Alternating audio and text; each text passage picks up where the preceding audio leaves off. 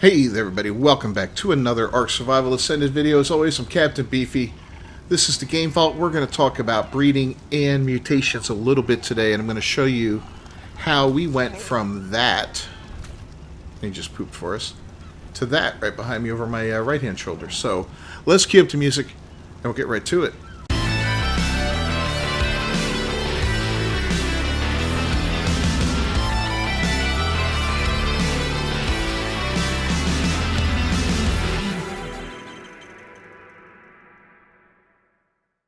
Alright, so mutations take a lot of work. And what exactly are mutations, you might ask? Okay, so let's start from the beginning. We tamed quite a few wild Megatheriums, like this one right here we're looking at, right?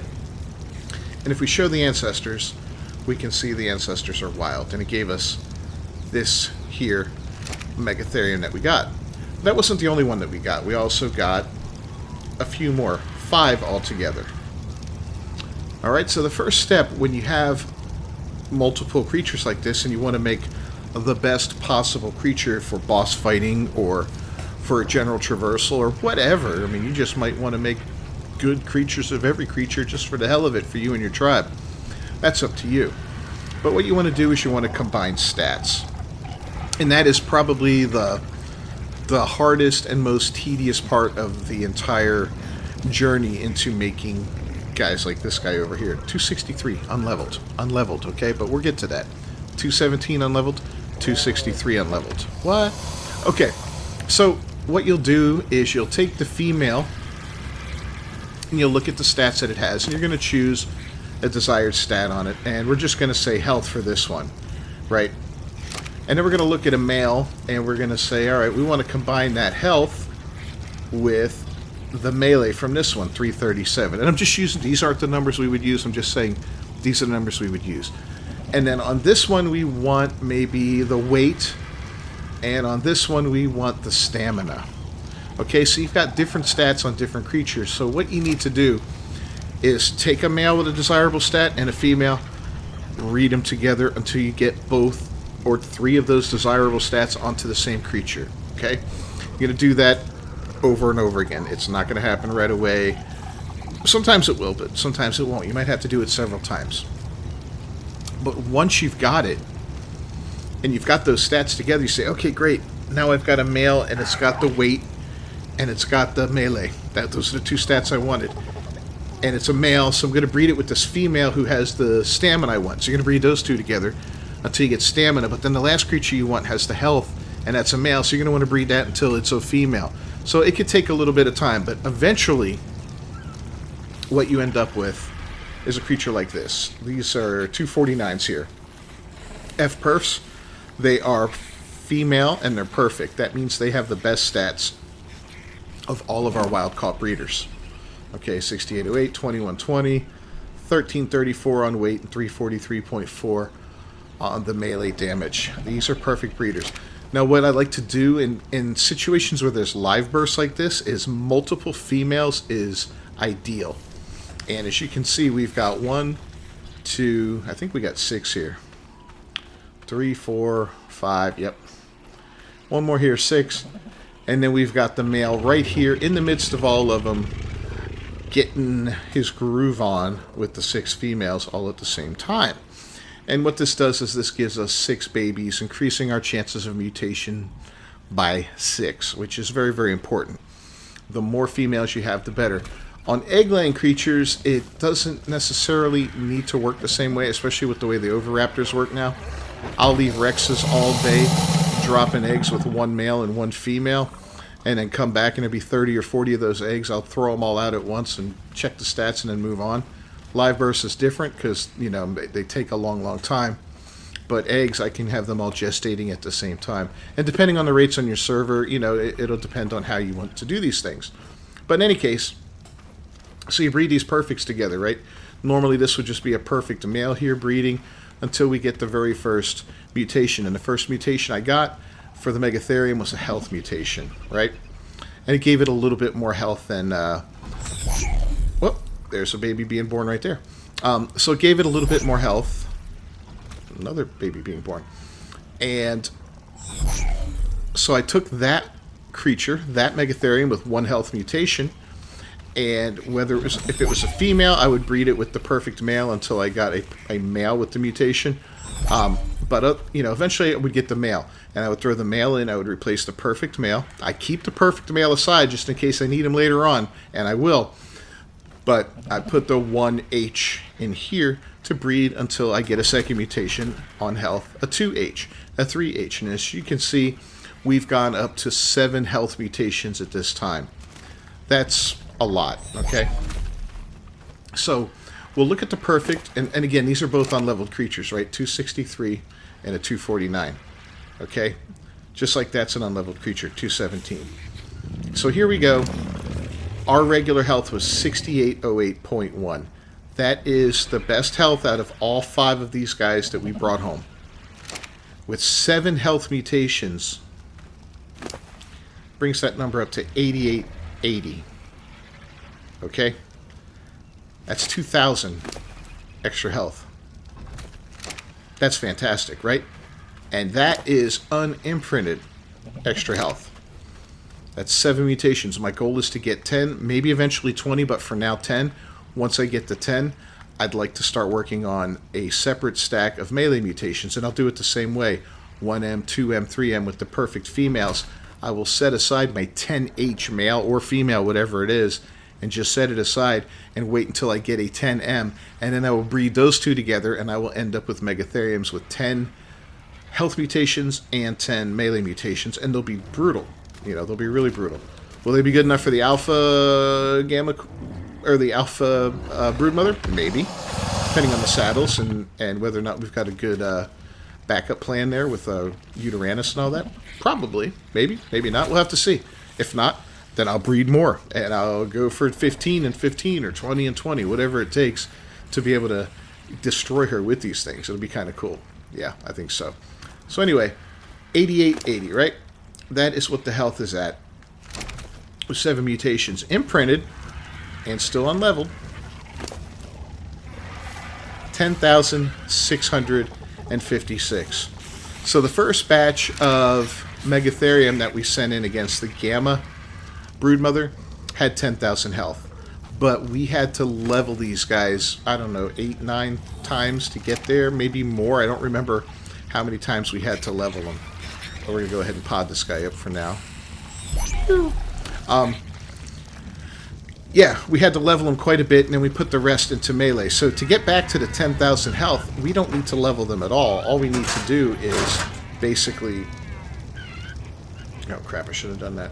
Should have put the breeders away first. There we go. Yeah, all we'll need to do is imprint on them. And they've all been imprinted on, right? Let me put these Megatherium up here with breeders. And I'll show you what we're looking at here.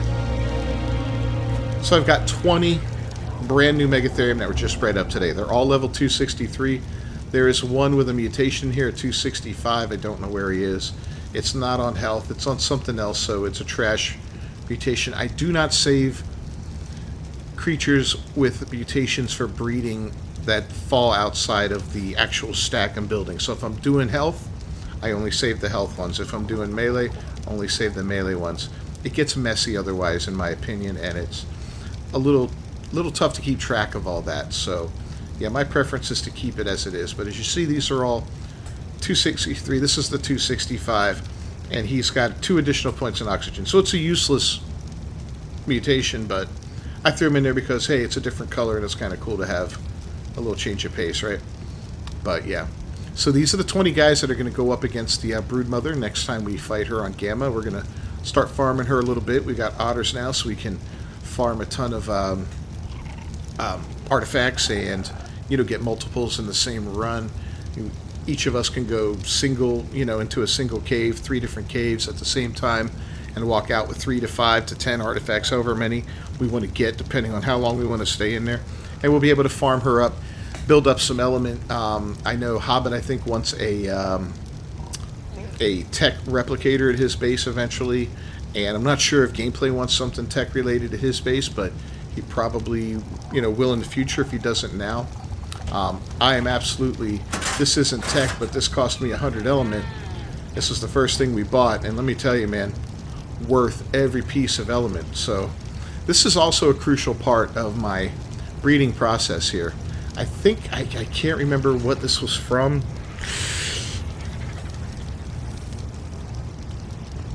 I don't remember what mod it's from. It's not a QOL thing. It's the cryo terminal. It might be with the one I'm using for cryopods, so I'll have to check that out. But in any case, it comes with a newborn auto trap. So you heard when I was over with those Megatheriums that noise. It sounded like we were putting something in a pod. That's actually this machine picking them up. 5,000 metal, 100 element, and 500 polymers. So it's very powerful, but it's not something you can use until after you've beat at least one of the bosses a couple times to get the element, you know, unless you're cheating. So yeah, we farmed her a few times, 5 times to get the element for this, and then we got it. And what it does is it picks up dinos that are newborns, and it has a massive range to it that you can adjust. This pretty much covers my whole base, including my water pen and everything like that. You can sort through it like this, and I know that my creatures are currently coming out at 263, so I want a 265. I can, you know, look through them like this to see if I have one, or I can search this way. Makes it even easier. 265, I got none. I know, okay, that's fine. I'll let them keep breeding. But for now, I'm going to kill all those guys because I don't need them, right? I don't need them right now. I don't need more 263s. I got 20 of them sitting in there cooking. Life is good. Even if I got a 265, unless it was an 8th health mutation, it would be destroyed. Yeah, there's no reason to keep it right now. I'm not growing up another one to throw in there with those guys, especially with a worthless stat, you know. I mean, one mutation on something else is not going to make a difference. Even melee at this point. Gonna let those guys cook up for a few days. We're gonna take on the Gamma Broodmother again next week. Maybe we'll try, you know, we're gonna also try to advance ourselves a little bit on maybe these underwater caves here. Hobbit and I went out and did a little ocean hunting. Sunday night we should be doing a little bit more on the channel during the stream. We're trying to get some good basals. We've got 3 males so far, and we've got 3 male megalodons so far, if that's giving you any indication on how the hunt's going. So we do have a variety of creatures, but we need some females now, female basals and female megalodons, so that we can start breeding ourselves up a nice powerful basal each, and then maybe some really good sharks to accompany it, and take on the cavern, you know, the Cavern of Lost Hope, and I forget what the other one's called, but those 2 underwater caves, which are great for drops, and of course they have artifacts in them. So yeah, so that's pretty much what I've been up to. I mean, I've also, now I'll show you what other little projects I'm working on. I've got Rexes up to 6 melee mutations right now. Fun. I've got scorpions that were perfected because somebody asked us to do some caves and scorpions, so on scorpions, so I bred up a bunch of scorpions for everybody, or not a bunch, but a couple of them. Baryonyx, I've got 5 health mutations. Trying to make some better baryonyx.